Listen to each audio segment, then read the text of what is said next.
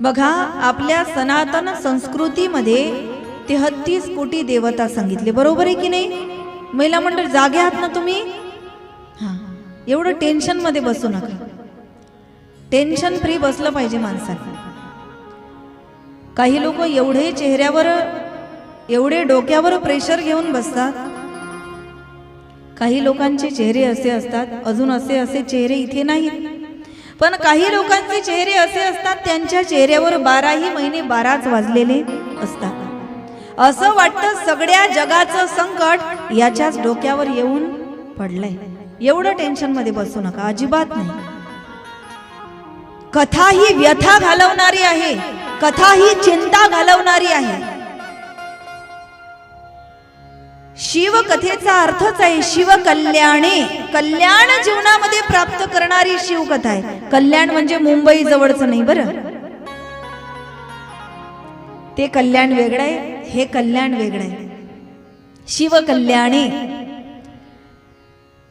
म्हणून जीवनातली व्यथा कमी करणारी आहे ती म्हणजे शिवकथा. मानवी जीवनातली व्यथा घालवणारी आहे ती म्हणजे शिवकथा. संसाराने तापलेल्या जीवाला शांतता प्राप्त करून देणारी आहे ती म्हणजे शिवकथा.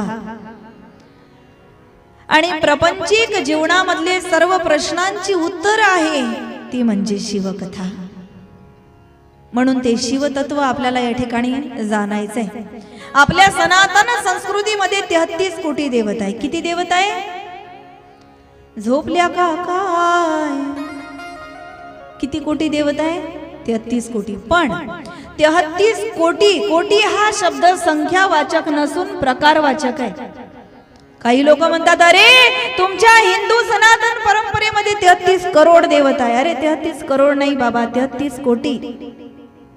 कोटी म्हणजे करोड नाही, मी आता सांगितलं. कोटी हा शब्द जो आहे हा प्रकारवाचक आहे, संख्यावाचक नाही. 33 कोटी देवता आहे म्हणजे 33 करोड नाही, 33 प्रकारच्या देवता आहे. आपल्या हिंदू सनातन परंपरेमध्ये 33 करोड देवता नाही तर 33 कोटी देवता आहे. 33 कोटी म्हणजे 33 प्रकारच्या देवता आहे. त्यामध्ये अष्टवसु आहे, 9 अश्विनी कुमार आहे, असे सगळे देवता त्या ठिकाणी मिळून 33 प्रकारच्या देवता आहे. आणि कधी कधी माणसाच्या जीवनामध्ये त्याला प्रश्न निर्माण होतो महाराज की देवाची उपासना करायची हे बरोबर आहे. शिव महापुराण या 2-4 वर्षात उदयाला आलं का? हा, शिव महापुराण या 2-4 वर्षात नव्याने निर्माण झालंय का? अजिबात नाही. हजारो वर्षापूर्वीच शिव महापुराण आहे, फक्त आपल्याला कळायला आत्ता लागलंय. जेव्हापासून 1 लोटा जल सब समस्या का हल आपल्या समोर आलं तेव्हापासून आपल्याला शिव महापुराणचं महत्व पटायला लागलं. शिव महापुराण आधी सुद्धा होतं, पण त्यांचं महत्व आपल्याला पटलं नाही, आत्ता पटायला लागलंय. प्रश्न असा निर्माण होतो महाराज, 33 कोटी देवता जर आपल्या सनातन परंपरेमध्ये आहे, 33 प्रकारच्या देवता जर आपल्या सनातन परंपरेमध्ये आहे, तर कोणत्या देवाची पूजा करायची हा सगळ्यात मोठा प्रश्न आहे आपल्या समोर. तर आपल्या वारकरी संप्रदायाने आणि सर्व साधू संतांनी देव पंचायतन सांगितलंय. देव पंचायतन म्हणजे आपल्या घरी देव्हाऱ्यामध्ये 5 प्रकारच्या देवता असल्या पाहिजे. 5 प्रकारच्या देवतेमध्ये सर्वात पहिली देवता आहे श्री गणेश भगवान परमात्मा, कारण ते अग्रदेवता आहे, अग्रपूजेचा मान त्यांना प्राप्त झालेला आहे. म्हणून सर्वात पहिली देवता आहे श्री गणेश भगवान. कोण आहे ते? एकदंत दयावंत 4 भुजाधारी, एकदंत दयावंत 4 भुजाधारी, माथे सिंदूर सोहे मुसकी सवारी, माथे सिंदूर सोहे मुसकी सवारी, पान चढ़े फूल चढ़े और चढ़े मेवा, लड्डुअन का भोग लगे संत करे सेवा. जय गणेश जय गणेश जय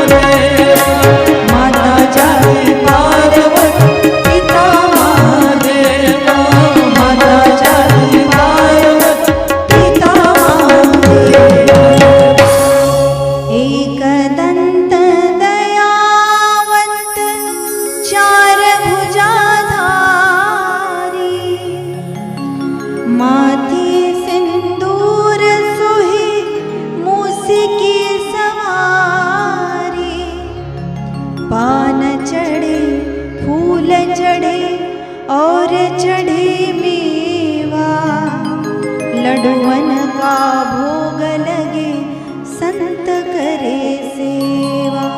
ते श्री गणेश तत्व म्हणजे आपल्या देव्हाऱ्यातली पहिली देवता.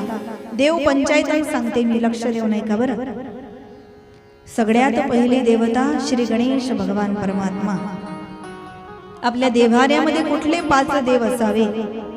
पहिली श्री गणेश देवता. दुसरे या ठिकाणी सांगितले भगवान भोले बाबा लिंग स्वरूपामध्ये आपल्या घरी असावे. कारण शास्त्राने त्या गृहस्थाश्रमाला धन्यता दिली. आतिथ्यम शिवपूजनम प्रतिदिनम मिष्ठान्न पानम गृहे साधो संगमुपासते हि सततम धन्यो गृहस्थाश्रमम. ज्या घरामध्ये रोज भगवान शंकराची पूजा होते ना, तो गृहस्थाश्रम धन्य आहे महाराज. ज्या घरामध्ये शिवशंकर भोलेनाथाची रोज पूजा होते, तो गृहस्थाश्रम धन्य आहे. म्हणून दुसरे भगवान शिवशंकर भोलेनाथ लिंग स्वरूपामध्ये आपल्या घरी असावे. देव्हाऱ्यामधली दुसरी देवता भगवान शंकर. तिसरी देवता सांगितलेली आहे भगवान विष्णू. तुम्ही म्हणाल भगवान विष्णूची मूर्ती तर सर्वांच्या घरी नसते. भगवान विष्णूचं स्वरूप आहे दुसरं भगवान गोपाल कृष्ण, ते प्रत्येकाच्या घरी असतात. आणि देव्हाऱ्यामधली तिसरी देवता आहे भगवान श्रीकृष्ण परमात्मा. देव्हाऱ्यामध्ये चौथी देवता असावी सूर्यनारायण. सूर्याला तर आपल्या घरी नाही आणता येत, पण प्रतिमा मिळते विकत, तुम्हाला माहिती असेल, बऱ्याच लोकांच्या घरी असतात. चौथी देवता आहे सूर्यनारायण आणि 5वी देवता आहे आदिशक्ती जगदंबा भवानी माता गिरिजा पार्वती. ती लक्ष्मी स्वरूपामध्ये असू द्या, सरस्वती असू द्या, अन्नपूर्णा असू द्या, कुठल्याही स्वरूपामध्ये का असेना, पण आपल्या घरी जगदंबेची त्या ठिकाणी उपासना आपल्या घरी असावी. कोणत्याही स्वरूपामध्ये देवीची मूर्ती आपल्या देव्हाऱ्यामध्ये असावी. कारण ती कालिका आहे, ती जगदंबा आहे, ती सरस्वती आहे, ती गिरिजा आहे, ती पार्वती आहे, ती सरस्वती आहे, ती चंडिका आहे, ती महालक्ष्मी आहे, ती कात्यायनी आहे. अनेक स्वरूप या जगदंबेचे त्या ठिकाणी असतात. म्हणून ही आदिशक्ती जगदंबा सुद्धा आपल्या देव्हाऱ्यामध्ये असावी. बघा, भगवान शंकराला भव म्हणतात. काय म्हणतात? भव. आणि माता पार्वतीला भवानी म्हणतात. म्हणून आपण काय म्हणतो? भवम भवानी सहितम नमामि. भवम म्हणजे भगवान शिव आणि भवानी म्हणजे माता पार्वती. आजकाल महाराज महिलांचं जर भांडण झालं ना, भांडण दोघींचं, कधी कधी भांडणामध्ये आमच्या महिला म्हणतात, अगं ये भवानी. ती ही भवानी नव्हे बरं, ती भवानी वेगळी आहे. ही भवानी म्हणजे साक्षात गिरिजा पार्वती माता, ती ही भवानी. पण कधी कधी तरी महाराज आपल्या मनामध्ये प्रश्न निर्माण होतो. जरी देव पंचायतान सांगितलेलं आहे, पण वारकरी संप्रदाय असा आहे महाराज, लोक म्हणतात वारकरी संप्रदाय असा आहे की वार बदलला की भक्ती बदलते. आम्ही देवाला सुद्धा वार वाटून दिलेले आहे. सोमवार कोणाचा? हा, ऐकायला नाही आलं, जोरात बोला. शिवशंकराचा. बरोबर आहे. इतर दिवशी आमची वाट बघायची नाही, फक्त सोमवारी आम्ही देवाला वार वाटून दिलेले आहे. सोमवार शंकराचा, मंगळवार देवीचा, बुधवार बऱ्याच ठिकाणी एक गाऊ आम्ही विठोबाचे नाम अनेकांचे काम नाही. आता पांडुरंगाचा, वारकरी संप्रदायाच्या नुसार बुधवार पांडुरंगाचा. गुरुवार समर्थ सद्गुरु श्री संत गजानन महाराज की, समर्थ सद्गुरु साईनाथ भगवान की, दत्तात्रय भगवान की. म्हणजे गुरुवार या ठिकाणी आपण एकतर गजानन बाबांचा नाहीतर दत्त प्रभूंचा या ठिकाणी मानतो. आणि शुक्रवार मैं तो आरती उतारू रे संतोषी माता की. शुक्रवार संतोषी मातेचा, शनिवार शनिवार कोणाचा?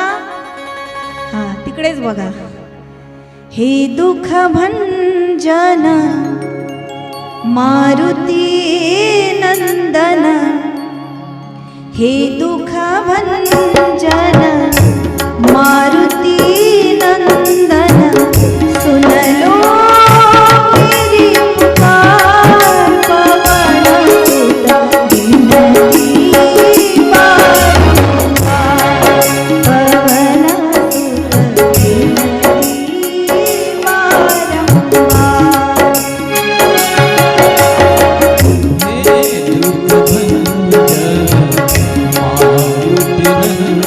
जय हो, भजन करा सर्वांनी।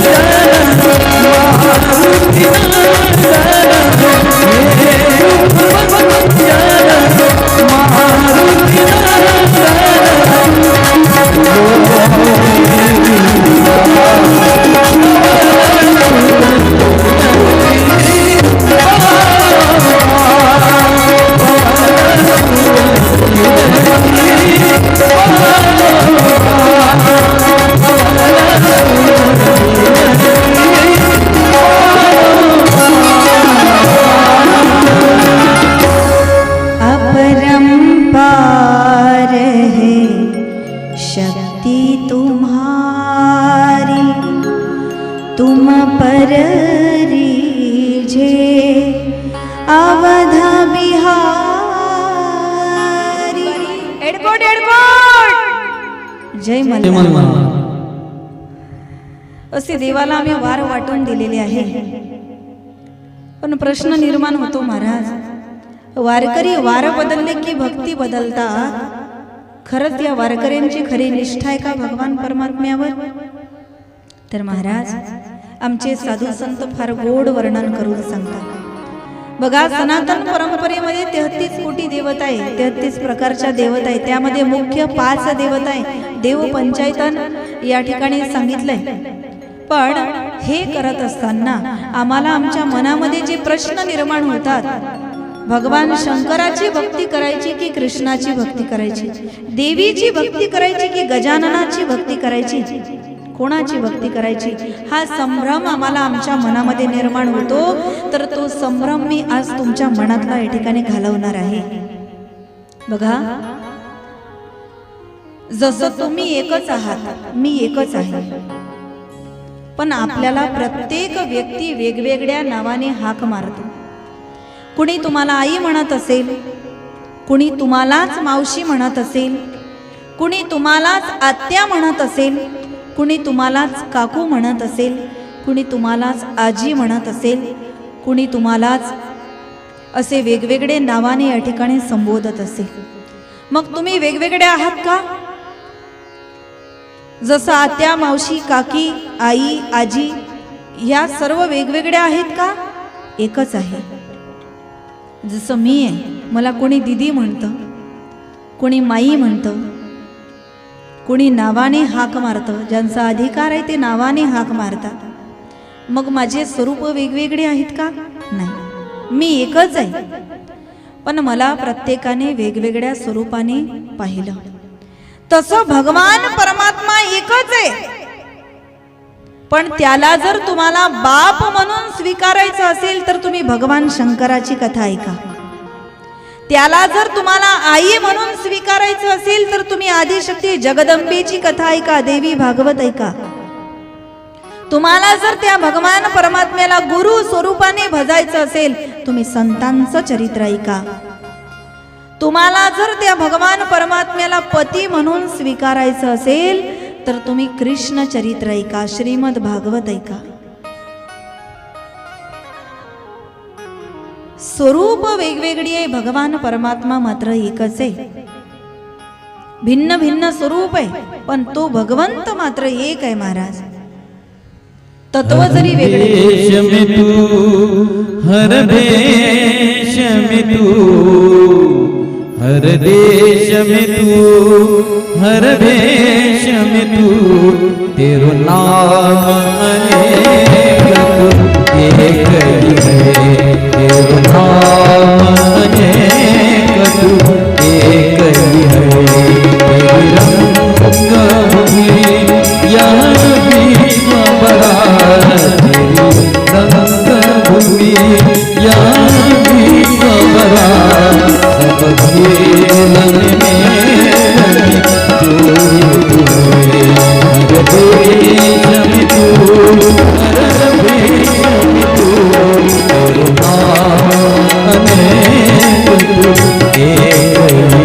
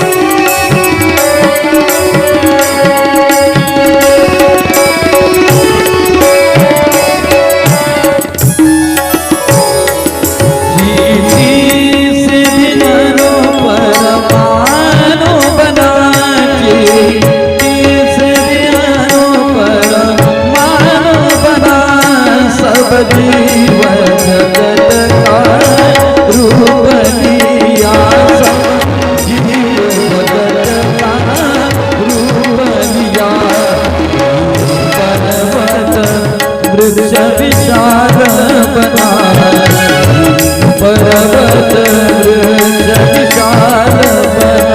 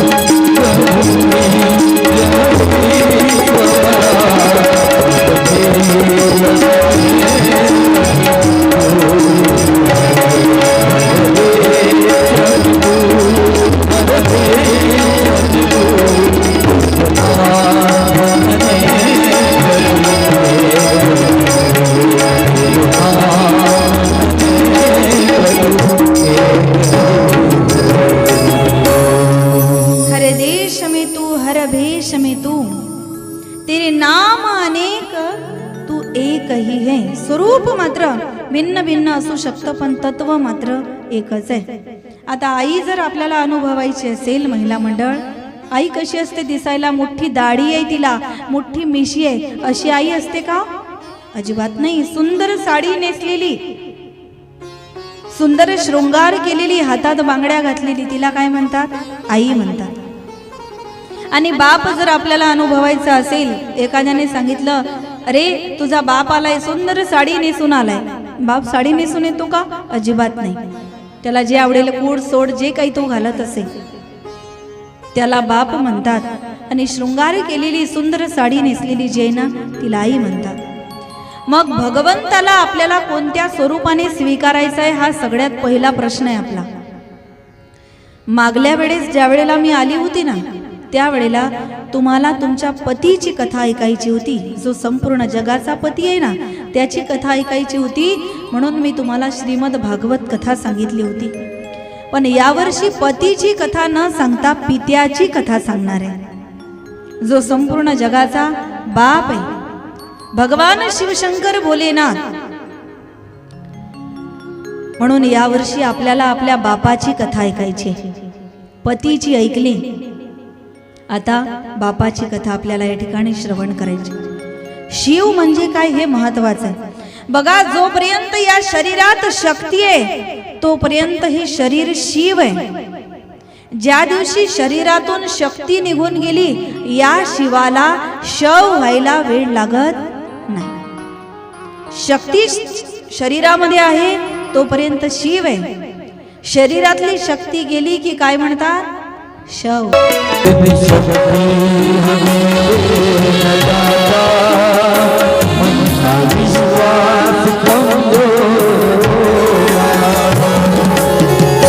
शरीरात शक्ती आहे तोपर्यंत शरीर काय आहे?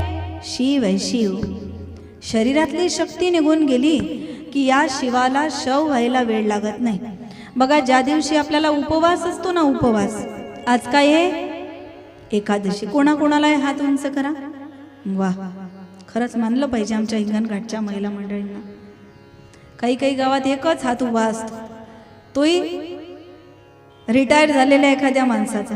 इकडे पुरुषांपैकी कोणाला एकादशी आहे? 2-4 लोकांना. म्हणजे तुम्ही आहेत, सगळे गैरहजर नाही, तेवढ्याने बरं आहे. बघा, ज्या दिवशी आपल्याला उपवास असतो ना, उपवास, समजा बराच वेळ झाला आपण फराळ केला नाही, काही खाल्लं नाही, त्या दिवशी तुम्ही काय म्हणता? आज की नाही माझ्या शरीरात काय नाही? काय नाही? शरीरात काय नाही? थोडं जोराने बोलत जा ना. खरंच असं वाटतं की तुमच्या शरीरात आज खरंच शक्ती नाही. ज्या दिवशी आपल्याला उपवास असतो, काही खाल्लेलं नसतं, त्या दिवशी काय म्हणतो? आज माझ्या शरीरात की नाही शक्ती नाही. असं म्हणता का कधी तुम्ही? आज माझ्या शरीरात ब्रह्माच नाही, आज माझ्या शरीरात विष्णूच नाही. काय म्हणता? आज माझ्या शरीरात शक्ती नाही. म्हणजे हे आपण सुद्धा मान्य केलं की शक्तीशिवाय हे शरीर शिव होऊ शकत नाही. तसं भगवान शिव आणि शक्ती हे एकमेकाशिवाय जीवनामध्ये अपूर्ण आहे. म्हणून हे शरीर, या शरीरामध्ये जोपर्यंत शक्ती आहे तोपर्यंत हे शिव आहे. ज्या वेळेला शरीरातली शक्ती निघून गेली त्यावेळेला याचं शव होतं. आणि मग लोक काय म्हणतात? राम नाम. हे मेल्यावरच कळतं महाराज लोकांना. जोपर्यंत जिवंत आहे ना तोपर्यंत राम नाम सत्य आहे हे लोकांना कळतच नाही, तोपर्यंत खोटंच वाटतं. ज्या दिवशी कोणी मरतं ना त्यावेळेला लोक म्हणतात हां बरोबर आहे, राम नाम सत्य आहे. तेव्हा पटतं लोकांना, तोपर्यंत पटत नाही. म्हणून शरीरातून शक्ती निघून गेली की याचं शव होतं. म्हणजेच त्या माणसाला जीवनात काय येतं? मरण येतं, मरण. आणि माणसाला मरण आवडत नाही. माणसाला मरण आवडत नाही. ज्ञानोबाराय सांगतात, अगामर हा बोलून साहती. माणसाला मरण तर आवडतच नाही, पण मर म्हटलेलं सुद्धा आवडत नाही. नाहीतर तुम्ही एखाद्याला म्हणून बघा ना, जाणं मरणं, मग बघा काय होतं. तर माणसाला मरणही आवडत नाही आणि मर म्हटलेलं सुद्धा आवडत नाही. परंतु आमचे साधू संत सांगतात, या मरण्यावर तर खरा अधिकार आहे माणसाचा. वंदनीय राष्ट्रसंत तुकडोजी बाबा एका भजनामध्ये फार गोड वर्णन करतात. मरना मरना मरना हक का बहाना है, जीना उदार आना है, जीना उदार आना है, मरना मरना हक का पाना है, जीना उधार आना है.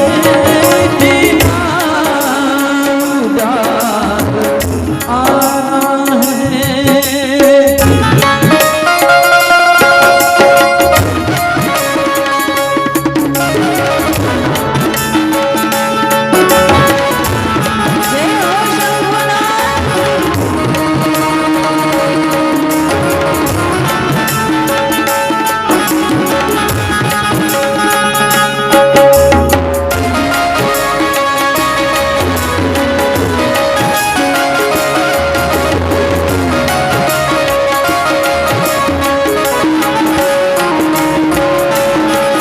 राजा के मां राजा मर गए, रैयत कौन बनाए, रैयत कौन बनाए, राजा के मां राजा मर गए, रैयत कौन बनाए,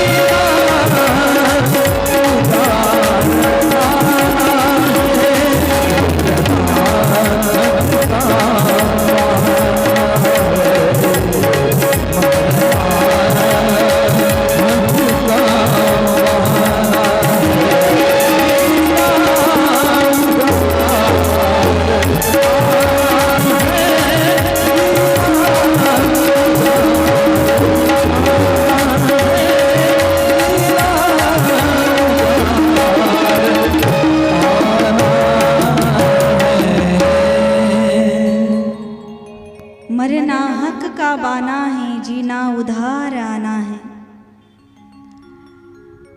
मरण्यावर तर खरा अधिकार आहे महाराज माणसाचा, जगणं ही माणसाला उधारी ते या ठिकाणी मिळालेलं आहे.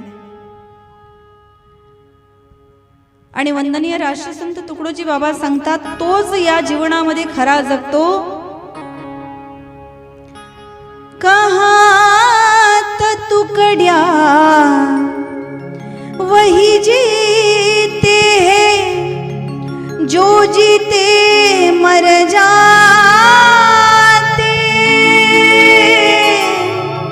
जो जीते मर जाते, उनको नहीं है आना जाना, उनको नहीं है आना जाना, तो मरना बतलावे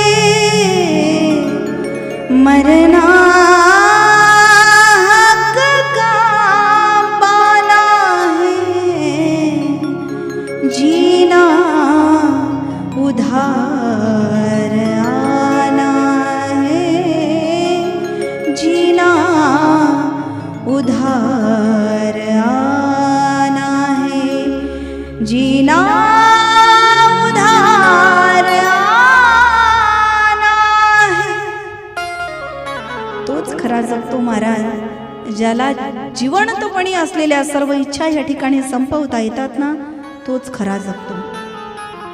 उनको नहीं है आना जाना, तो मरना बतलावे. मरना हक का वाना है, जीना उधार आना है. आणि भगवान शिवशंकर भोलेनाथ सुद्धा वास्तव्य कुठे करतात? स्मशानात करतात. बघा, या जगात मंदिर नसलेलं गाव तुम्हाला या पृथ्वीच्या तलावर कुठेतरी भेटून जाईल. पुन्हा लक्ष देऊ नये का? या पृथ्वीच्या तलावर मंदिर नसलेलं गाव तुम्हाला कुठेतरी भेटून जाईल, पण स्मशान नसलेलं गाव तुम्हाला या पृथ्वीवर कुठेच सापडणार नाही. भोले बाबाचा मुक्काम प्रत्येक गावात आहे. असं कोणतं गाव आहे जिथे स्मशान नाही? भोले बाबा स्मशानातच मुक्काम करतात. भगवान शिवशंकर भोलेनाथाची वस्ती आहे ती. कारण भोले बाबांचा जन्म नाही. मातु पितु हिनः, पुढे सांगेल मी याचं वर्णन तुम्हाला. भोले बाबाचा जन्म नाही. भोले बाबाला नात्या गोत्याचं कोणी नाही, मायबाप नाही, बहीण भाऊ नाही. सदैव ते स्मशानामध्ये वास्तव्य करतात. म्हणजे शवाजवळ त्या ठिकाणी थांबतात. म्हणून शरीरात शक्ती आहे तोपर्यंत हे शरीर शिव आहे. शक्ती निघून गेली की याचा शव व्हायला वेळ लागत नाही. बघा, भगवान शिवशंकर भोलेनाथाच्या मंदिरामध्ये आपण जातो. भोले बाबाला अनेक नाव आहे. कोणी त्याला शिव म्हणतं, कोणी शंकर म्हणतं, कोणी हर म्हणतं. या प्रत्येक शब्दाचा काहीतरी अर्थ आहे, लक्षात घ्या. शंकर म्हणजे काय? शंकर म्हणजे काय? शम म्हणजे सुख आणि कर म्हणजे करून देणारा. जो जीवनात सुखाची प्राप्ती करून देतो त्याचं नाव आहे शंकर. त्याला म्हणतात शंकर. आणि भगवान शिवशंकर भोलेनाथाच्या मंदिरामध्ये ज्या वेळेला आम्ही जातो ना, बहुधा भगवान शिवाचे मंदिर हे जमिनीच्या खाली असतात. आणि आदिशक्ती परंबा जगदंबा भवानी तिचे मंदिर कुठे असतात? पहाडावरती असतात. ती कोण आहे? ती आदिशक्ती आहे. आणि जमिनीच्या खाली जे आहे ते कोण आहे? आदिनाथ आहे. आणि म्हणून शंकर म्हणजे आपण या ठिकाणी ऐकलं, सुखाची प्राप्ती जो जीवनात करून देतो त्याचं नाव शंकर. पण हर म्हणजे काय? आणि ज्या वेळेला आपण भोले बाबाच्या मंदिरामध्ये जातो की नाही, त्या ठिकाणी गेल्यावर आपण सहज एक वाक्य म्हणतो, हर हर महादेव. तुमचा उपवास खरंच या ठिकाणी गळला असं वाटतंय मला आज. कारण 2 उपवास आहे. शेवटचा गुरुवार पण आहे आणि आज एकादशी पण आहे. बघा, या 9 दिवसात या देहरूपी मोबाईलची चार्जिंग करायची आपल्याला. म्हणून हर हर महादेव सगळ्यांना म्हणायचं आहे. हर हर. पुरुष मंडळी, तुम्हाला पण निमंत्रण आहे बरं का? हा, तुम्हाला सगळ्यांना निमंत्रण आहे. हर हर सगळ्यांनी म्हणायचं. कमीत कमी पहिला दिवस आहे, 10% तरी चार्जिंग झाली पाहिजे. एकदा आणखी जोरात, हर हर. हा, झाली 10% होत आली चार्जिंग. हर हर महादेव म्हणतो की नाही आपण? पण कधी आपण हे जाणून घेतलं का हर हर महादेव म्हणजे काय होतं? हर या शब्दाचा अर्थ आहे हरून घे. काय म्हणतो आपण? हर हर महादेव. हरून घे, हरून घे. हे शंकरा, आमच्या जीवनातलं दुःख तू हरून घे. म्हणून एकदा नाही 2दा म्हटल्या जातं हर हर महादेव. शंकर म्हणजे सुखाची प्राप्ती करून देणारा. आणि हर म्हणजे दुःख जीवनामधून वजा करणारा, हरवून घेणारा.